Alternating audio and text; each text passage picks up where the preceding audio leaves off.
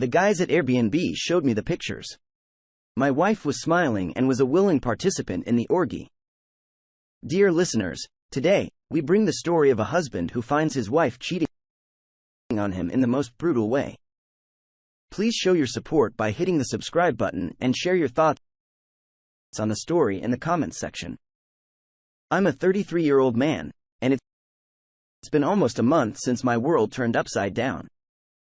My wife admitted to having a drunken one-night stand with two random men during our extended stay in Europe. We met these people on a heavy night of drinking, and even as I type this, it feels like a surreal fantasy. We've been together for 11 years, and we've been married for the last 2. Over the past 5 years, my wife has battled severe depression, dissatisfaction with her career, and other life decisions. I've tried my best to support her through it all, but over the last 2 years, I felt the fatigue of constantly being the pillar of support. She turned to alcohol as a way to escape her problems. We sought couples counseling, and the advice was to chase our dream life together to reignite the spark in our relationship. My partner always dreamed of moving overseas. So after some convincing, I decided to support her and take a year off from my career for a working holiday. Financially, it was a bad idea, but she had supported my career in the past, and I wanted to reciprocate. 4 months into this adventure, her depression deepened. One night after meeting some tourists, we ended up at their Airbnb getting extremely drunk. A seemingly innocent board game turned into truth and dare, and I witnessed my wife making out with one of the men. Despite assurances that it was just a game, it shattered me. We left immediately, and I tried to process the shock. Later that night, I woke up around 4 a.m. to find my wife and my phone missing. The sinking feeling in my stomach told me something was wrong. Was she checking my phone in the kitchen? I frantically searched for my wife in the early morning hours. I combed through every room of our apartment, looked in the backyard, even checked under the bed, but she was nowhere to be found. Panic set in, and I couldn't call for help because my phone was missing too. I stumbled outside, knocking on my neighbor's door, desperate for any information. The minutes felt like hours as I waited, imagining the worst. Finally, my wife arrived in an Uber and relief washed over me. But that relief quickly turned to anger as I confronted her about the hours I spent worrying. She explained that she had forgotten her phone at the Airbnb and used mine to get an Uber. Her excuse for not waking me was that I was deeply asleep.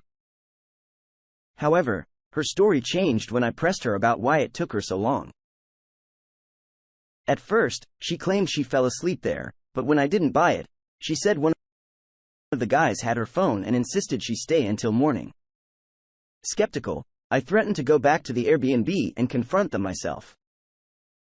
That's when she admitted to making out with the guy and hinted at something more happening. Frustrated and feeling betrayed, I decided I needed to get to the bottom of the story. Despite her attempts to stop me, I took an Uber back to the Airbnb to figure out what had happened. I found a stick from a nearby tree just in case things got messy. When I knocked on the door, it was answered by one of the guys, not the one my wife had made out with. He tried to slam the door shut, but I managed to force it open and threatened him with the stick. I demanded answers. Even though my wife hadn't come clean about everything, the guy admitted that she didn't just make out with him, but also had intimate relations with both of them at the same time. He insisted they didn't force her and showed me pictures to prove it, with my wife looking happy and smiling. Angry and confused, I went home to confront her. She finally admitted to everything. It turned out she hadn't just gone back to the Airbnb to get her phone. She continued the party, made out with the same guy, and the other guy joined in. They ended up taking her to the bedroom, and things got way out of hand. The third guy and the girl were in a relationship, so they didn't participate in the situation. My wife apologized, blaming it on alcohol. I reminded her that she couldn't use the same excuse twice. Finances were already tight from traveling overseas to support her career, and I was left stunned. Our relationship, which I considered happy and healthy, seemed shattered. We had been each other's support through thick and thin, always with smiles on our faces. My wife insisted it wasn't about her love for me or wanting to end our relationship. She claimed it was her way of escaping her depression and reliving a carefree past. She expressed regret and a desire to rebuild, and while I understood her struggles, I couldn't comprehend how someone could seemingly toss away a loving relationship so easily. Despite her pleas for me to stay, I decided to catch an early flight back to the States, needing distance to process the shock and pain of what had transpired. I took a 12-month extended leave from work to support my wife's overseas move. I sacrificed a lot for her, only to find out about the betrayal. Now, I'm jobless, sleeping on a blow-up mattress at my mom's house. It's a stark contrast from the life I thought I had. Our only vehicle is registered in her name, and I don't have my own place here in the States. I feel worthless and deeply betrayed. The worst part is I'm not ready to open up to my family about what happened. Strangely enough, I feel more comfortable sharing this with strangers on the internet. I recently spoke to her on the phone, telling her I was considering filing for divorce. She begged me not to, knowing how harsh my family can be if they find out. Right now, I'm not sure if I'm seeking advice or guidance. Mostly, I just want to be heard because I feel like I can't express what truly happened to the people in my life.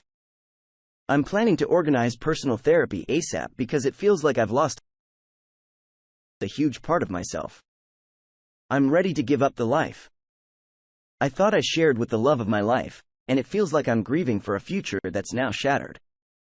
She booked her flight home after I mentioned divorce, promising to go to therapy and work on her personal issues, including alcohol abuse. She's fully aware of her mistakes and takes responsibility for her actions. We don't have children, but we own a house together. We had plans for family planning, but right now, everything feels uncertain as we navigate the aftermath of this betrayal. I believe we all have different priorities and perspectives on life, especially when it comes to marriage, owning a house, having kids, and such. The whole situation already had me upset, but the fact that she consciously chose to go back and engage with not just one, but two guys is what hurts the most.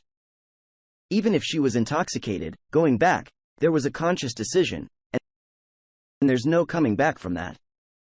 No amount of therapy can fix this, and it keeps playing over and over in my head, messing me up. Regarding STD testing, I haven't been intimate with her since that night. Just knowing about the initial kiss was enough to make me not want to go there.